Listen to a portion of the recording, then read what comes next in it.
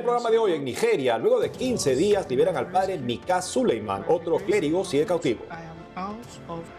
En Haití también liberan a un sacerdote secuestrado por paramilitares disfrazados de pandillas. Arzobispo de Ucrania condena reciente ataque ruso a hospital pediátrico. Desde el Vaticano, diaconado femenino queda fuera de los temas de debate del próximo sínodo, según programa presentado.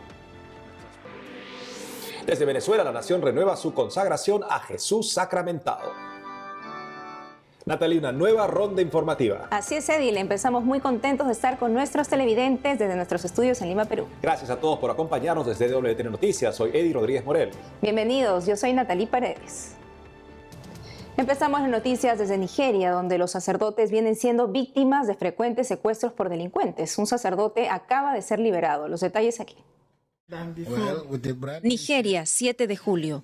El padre Mika Suleiman aparece sonriente y en buen estado de salud junto a Monseñor Matthew Kuka, obispo de Sokoto, luego de ser liberado tras 15 días en manos de delincuentes. Quiero agradecerles por sus oraciones y apoyo en mi rescate. Por la gracia de Dios, estoy fuera de las manos de los bandidos y ahora estoy en la Oficina de Seguridad de Nigeria, con mi hermano, el padre Chike. Muchas gracias. Como pueden ver, me veo bien. Estoy mejor que antes.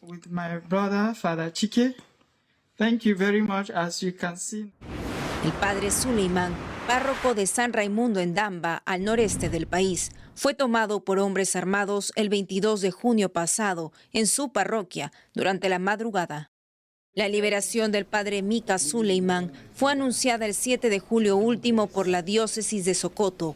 En un comunicado dicen: Estamos profundamente agradecidos a Dios por su protección.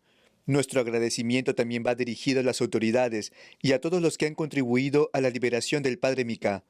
Actualmente está recibiendo los cuidados y el apoyo necesarios. El padre Suleiman es el tercer sacerdote secuestrado y liberado en junio.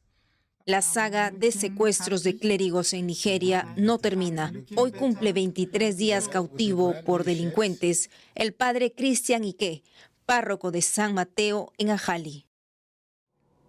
Y en Haití también fue secuestrado el 2 de julio último un sacerdote que prefirió no dejar su comunidad para quedarse al lado de sus feligreses, que no podían huir de los paramilitares disfrazados de pandillas. En entrevista con el sacerdote director del Arzobispado de Puerto Príncipe, nuestra corresponsal Ana Paula Morales tiene la última información. ¿Y nos podría contar un poco quién era el padre Emmanuel? El padre Manuel Santelías es un sacerdote de la diócesis de Puerto Príncipe. Fue ordenado desde hace 24 años. Es el párroco de San Juan Bautista en la comuna de Cressier, región de Palm. Fue asaltada por un grupo de jóvenes armados que cometen actos de violencia en esta zona desde hace algún tiempo, lo que ha obligado a gran parte de la población a huir de sus hogares.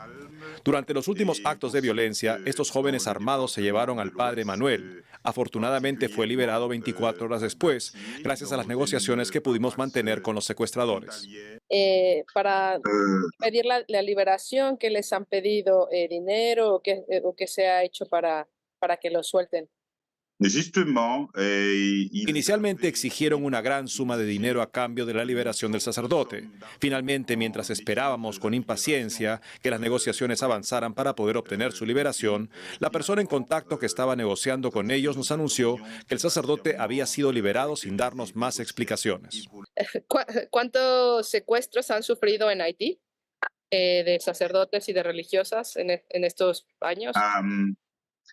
Hemos sufrido el secuestro de 6 religiosas de la comunidad de las Hermanas de Santa Ana, 6 hermanos de la comunidad del Sagrado Corazón y el último caso es el del padre Manuel. Por ahora son los casos que hemos tenido de secuestrados.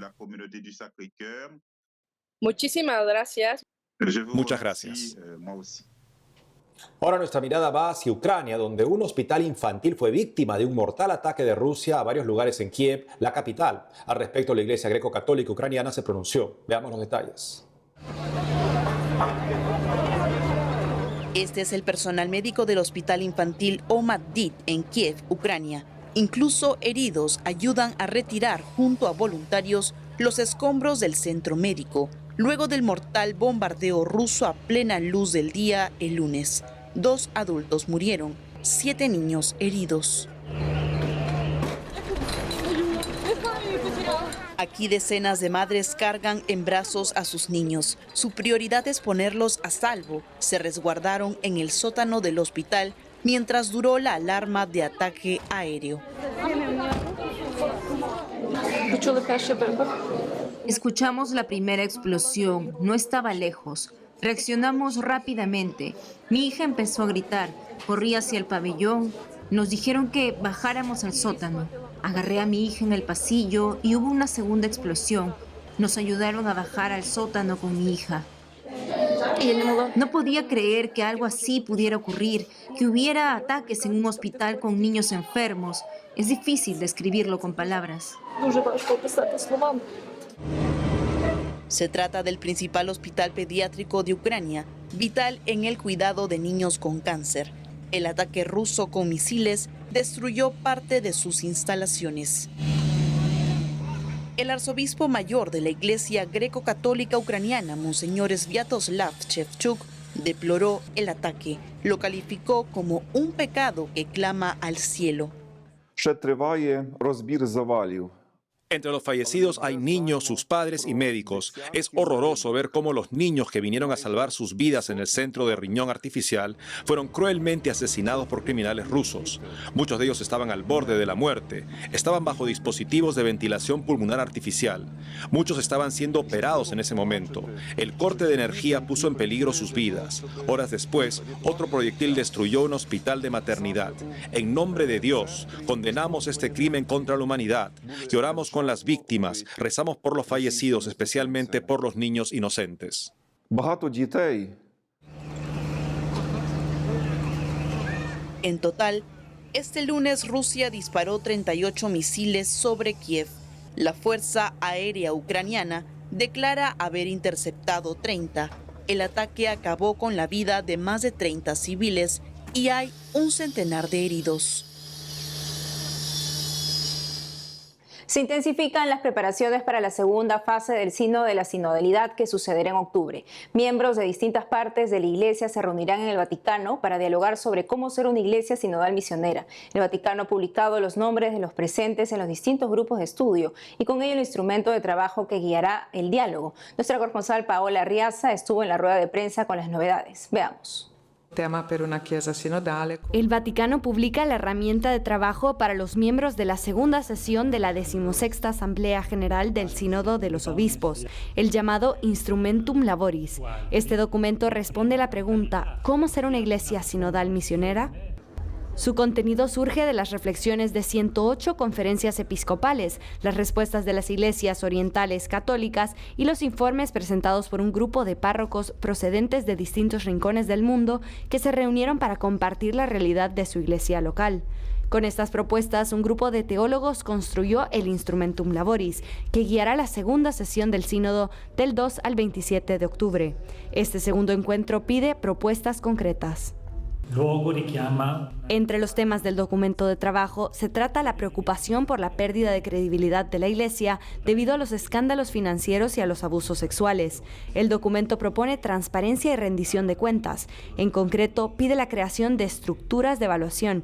Por ejemplo, propone un informe anual sobre la gestión de los bienes y recursos de la Iglesia y el recuento de las iniciativas para la protección de los menores. La transparencia, la rendición de cuentas es importante en relación a los abusos sexuales y financieros, pero también debe referirse a todo, incluso el plano pastoral, el método de evangelización, la forma en que la Iglesia respeta la dignidad de la persona humana, por ejemplo, las condiciones de trabajo dentro de las instituciones, que es un tema importante.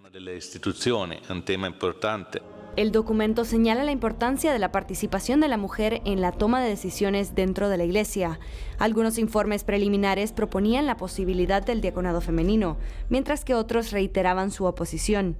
Sin embargo, el diaconado femenino se abordó en la primera fase del Sínodo de la Sinodalidad y ya no será parte de las discusiones en la segunda fase, aunque el documento sugiere que se continúe la reflexión al respecto. Según la información que tenemos hasta el día de hoy, la respuesta es un no, pero al mismo tiempo el Santo Padre pidió que la reflexión, la profundización teológica debe continuar. Para mí esto no es una contradicción. andranno individuati quindi strumenti. El Instrumentum Laboris profundiza en la importancia del diálogo ecuménico y de la unidad de la Iglesia. En particular, reflexiona sobre la relación del pontífice y los líderes de otras denominaciones. Propone dilucidar otras formas de ejercicio del ministerio petrino que permitan un camino ecuménico y respondan a las necesidades actuales. Los miembros de la Secretaría del Sínodo aseguran que aún es muy pronto para vislumbrar las conclusiones que surgirán de la segunda fase. Lo que es seguro es que la Asamblea presentará un documento final al Santo Padre para que el pontífice pueda escribir una exhortación apostólica si lo considera pertinente. Con ello se subraya un aspecto esencial de la Asamblea Sinodal, que es un órgano consultivo de la Iglesia y no deliberativo. Es decir, su misión es ofrecer orientaciones al Papa. La función magisterial queda en manos del pontífice. En Roma, Paola Riaza, EWTN Noticias. En otras noticias, el arzobispo de Panamá, Monseñor José Domingo Ulloa, dirigió una invocación al Espíritu Santo durante la toma de posesión de José Mulino como presidente del país el 1 de julio último. El prelado imploró a Dios iluminar el camino del jefe de Estado y que las autoridades prioricen el bien común y el respeto a la dignidad humana, se beneficien a los más excluidos y necesitados e instó a construir una patria fundamentada en la justicia social y la verdad. Luego se realizó la juramentación y entrega de la banda presidencial a Mulino para asumir la presidencia. En 2018, José Mulino declaró al diario La Prensa que se opone al aborto. Luego dijo que el matrimonio igualitario no debía llamarse matrimonio. Este año, previo a las elecciones, los candidatos respondieron a temas polémicos pero innegociables para un elector católico. En ese entonces, el candidato Mulino no respondió a ninguna pregunta. Y en Venezuela, la iglesia renovó la consagración de la nación a Jesús sacramentado. Nuestro corresponsal Andrés Enríquez nos cuenta. En la iglesia de Nuestra Señora de Coromoto, con una misa solemne, los obispos venezolanos conmemoraron y renovaron la consagración del país al Santísimo Sacramento del altar, ocurrida hace 125 años. Además, quedó inaugurada la Asamblea Ordinaria número 122 del Episcopado, que abordará temas de gran relevancia nacional, como las próximas elecciones presidenciales del 28 de julio. Dios está presente a lo largo de la gran y agitada historia de Venezuela. Desde el mismísimo 5 de julio de 1811, día en que se firmó el Acta de la Independencia, los representantes de las provincias venezolanas encomendaron al Señor los destinos de la naciente república. Así reza la declaración. Nosotros, los representantes de las Provincias Unidas de Venezuela, poniendo por testigo al Ser Supremo de la justicia de nuestro proceder y de la rectitud de nuestras intenciones, implorando sus divinos y celestiales auxilios, y ratificándole, en el momento en que nacemos a la dignidad, que su providencia nos restituye el deseo de vivir y morir libres, creyendo y defendiendo la santa, católica y apostólica religión de Jesucristo. También el 2 de julio, pero de 1899, los obispos de Venezuela decidieron hacer más profunda esta relación con el Señor. Así decidieron consagrar la nación entera a la protección del Santísimo Sacramento del altar, para que guiara sus destinos en medio de las dificultades, los problemas y las adversidades. En ese sentido, el pasado domingo, en medio de la realidad venezolana que presenta más dudas que certezas, el episcopado, encabezado por Monseñor Jesús González de Zárate, decidió renovar esta consagración 125 años después con una misa solemne. En su homilía, Monseñor González destacó la urgencia de que los ciudadanos de Venezuela sean católicos coherentes y se entreguen por completo al amor, la esperanza y la unidad que solo Jesús sacramentado puede dar. Hoy, al renovar la consagración al Santísimo Sacramento del altar, estamos llamados a crecer en la conciencia que solo seremos la República del Santísimo Sacramento cuando los hombres y mujeres de Venezuela se adhieran a la persona de Cristo y al programa de vida que Él propone.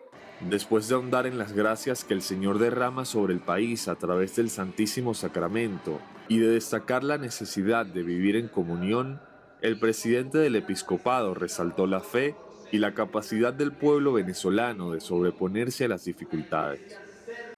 Gracias a Dios, la fe cristiana y la riqueza de talentos y valores de muchas personas los ha sostenido en las pruebas y les ha permitido salir adelante con una actitud digna de admirar. Monseñor González también se refirió a las próximas elecciones presidenciales del 28 de julio. Dijo que los venezolanos desean un cambio. Comprometió a los obispos a trabajar y acompañarlos para que se materialice. Esta actitud positiva se expresa hoy en la voluntad mayoritaria de la población de participar activamente en el proceso electoral venidero.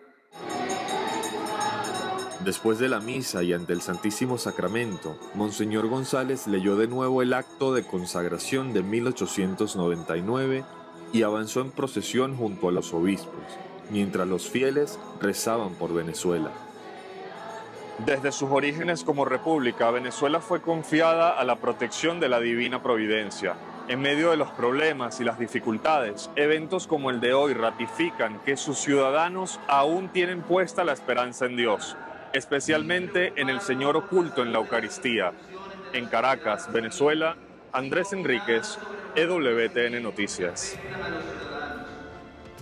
Hacemos una pausa, pero al volver. Desde Polonia, partidos liberales y de la izquierda pretenden aprobar leyes para facilitar el aborto. El líder provida sostiene que para la mayoría es un crimen inaceptable. Además, miles de jóvenes reconquistan la fe en España durante jornada eucarística mañana en el santuario de Covadonga. Regresamos con más noticias con Enfoque Católico.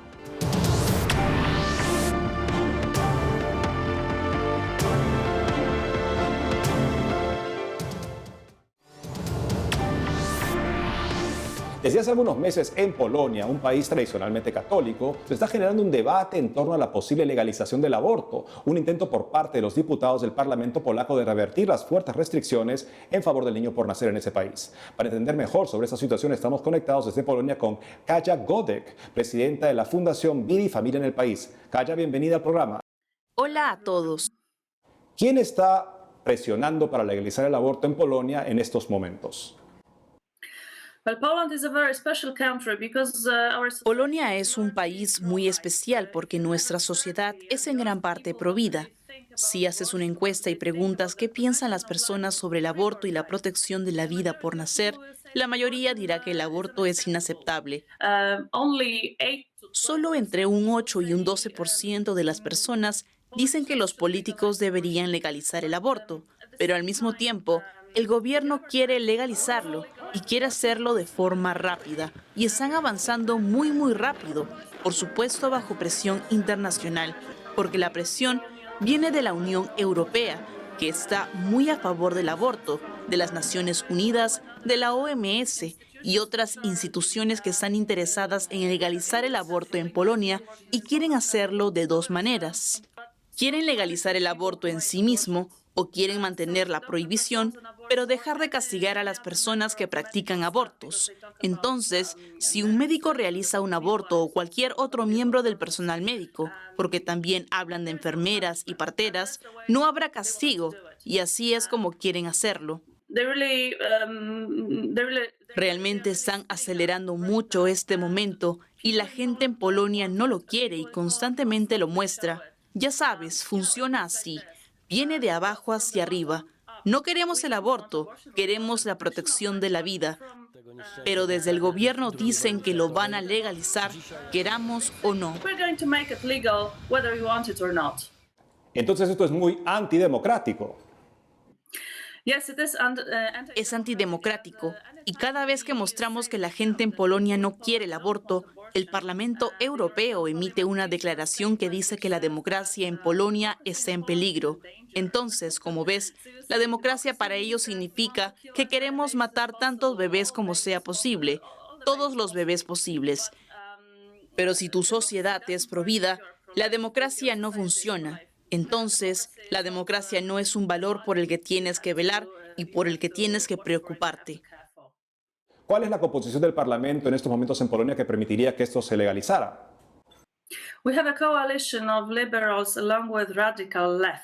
Tenemos una coalición de liberales junto con la izquierda radical y hay muchas diferencias entre ellos y cierta dificultad. Creo que están acelerando el proceso de legalización del aborto porque saben que en unos meses podrían no ser capaces de aprobar nada. Creo que esa es la razón por la cual están actuando tan rápido. Pero al mismo tiempo, como mencioné, la gente en Polonia constantemente muestra que no quiere el aborto. Por ejemplo, en Polonia tenemos un mecanismo que se llama audiencia pública. Eso significa que si un proyecto de ley pasa por el Parlamento, hay un momento en el que cualquiera puede venir al Parlamento y expresar su opinión sobre el proyecto de ley. Hace 2 meses tuvimos una audiencia pública sobre el aborto y los partidarios de esta práctica decidieron llamar a sus seguidores y nosotros, los Provida, también llamamos a los nuestros. Y hubo 3 veces más personas Provida en Varsovia que partidarios del aborto. Fue realmente una gran celebración de la vida en el Parlamento polaco porque la gente se levantó y dijo, protejan la vida, no legalicen el aborto, no lo queremos, nos oponemos a lo que están haciendo. Sabes, si observas la sociedad polaca, es genial, es realmente genial y está muy a favor de la vida. If you take a look at the Polish society, it's great. It's really great and it's very much pro-life. Bueno, les deseamos lo mejor en todo lo que está haciendo para contrarrestar esta propuesta antidemocrática e inmoral. Muchas gracias por haber estado con nosotros el día de hoy. Muchas gracias. Nos vemos pronto. Ahora nos vamos a China. El obispo de la diócesis de Shanxi, Monseñor Peter Ding, elogió la vida de fe del papá de 3 sacerdotes. Uno de ellos de su diócesis falleció el 5 de junio, en vísperas del Día del Sagrado Corazón de Jesús. El hombre desafió la política del hijo único, una medida que el gobierno comunista impuso entre 1982 y 2015 para controlar la población del país. Los hijos de este padre de familia hoy sirven en la diócesis de Shanxi, Baoding y Hankou, Wuhan, respectivamente. Según una encuesta de la web católica Faith o Fe en español, pese a la crisis de vocaciones suscitada por la política del hijo único, muchas familias católicas entregan generosamente a sus hijos a la iglesia, incluso a su hijo único. Y aquí vemos parte de la isla de Flores, en Nusa Tenggara Oriental, Indonesia. Se trata de una histórica isla de larga herencia católica en el país que se convertirá en destino internacional de peregrinaje gracias al apoyo gubernamental para impulsar el turismo religioso. Los primeros pasos se centran en atraer turistas para que participen en las celebraciones de Semana Santa que se celebran desde hace 500 años en la diócesis de Larantuka, así como en las festividades anuales organizadas por la diócesis de Ruteng en honor de la Asunción de la Virgen María en agosto. Según el Jakarta Post, cerca de 3 millones de los 8 millones de católicos de Indonesia viven en la provincia de Nusa Tenggara, la mayoría en la isla de Flores. Y en España, más de 2.000 jóvenes este fin de semana desafiaron una fuerte lluvia para ser testigos de la presencia real de Jesús en la Eucaristía y del amor de la Virgen María durante la primera jornada eucarística mariana juvenil en el santuario de Covadonga, en Asturias. Veamos los testimonios recogidos por nuestra corresponsal Almudena Martínez Bordiú. Dios te salve María, llena eres de gracia, el Señor es contigo. Bendita tú eres entre todas las mujeres y bendito es el fruto de tu vientre Jesús. Santa María, Madre de Dios, ruega por nosotros pecadores, ahora y en la hora de nuestra muerte. Amén. Nos hemos lanzado, como digo, por primera vez a tener una jornada para jóvenes en los que el centro es Jesús, de la mano de la Virgen María, por eso estamos en este sitio tan especial en Covadonga. Pero queremos que el centro sea Jesús en la Eucaristía, ¿no? Que el joven reconozca la riqueza de vivir en plenitud la fe católica que tiene ese pedazo de regalo que es que Dios ha querido quedarse presente todos los días con nosotros. Y bueno, Covadonga también tiene un significado especial porque el lema de la jornada, ¿no?, es levantad vuestros corazones y nosotros cuando pensábamos un poco en esta jornada lo que queríamos es como que aquí fuera la reconquista de las almas católicas, ¿no? Igual que hace muchos siglos con Pelayo, pues al amparo de la Santina, se lanzaron por la reconquista de España, pues ojalá que los jóvenes enamorados de Cristo Eucaristía se lancen también por esa nueva reconquista. Lo que nos movió un poco a la creación de esto desde la Asociación En Marcha fue un poco la inquietud por la falta de amor y de fe en Cristo Eucaristía, que fue una encuesta que se hizo en Estados Unidos de que un 80% de los católicos no creían en la presencia real de Cristo en la Eucaristía, lo que nos llevó a crear este encuentro que está hecho eso para de mayores de 14 a menos de 30 años o hasta 30 años. Yo creo que juzgamos a los jóvenes como que viven la fe superficialmente y es verdad que es una enfermedad que tenemos todos, ¿no? pero me impresiona cómo hacen silencio cuando, ¿verdad?, son muy dóciles. Y cuando hay que hacer oración, es que se nota que el corazón del joven busca a Dios. La acogida ha sido muy grande, vamos, somos 2000, ha venido gente, o sea, para que os hagáis una idea, no solo de España, sino también de cruzando el charco, de Chile, de México. Muchísimas, más de 10 países están presentes, jóvenes de más de 10 países distintos. Sí, de mucha gente, y de Estados Unidos también.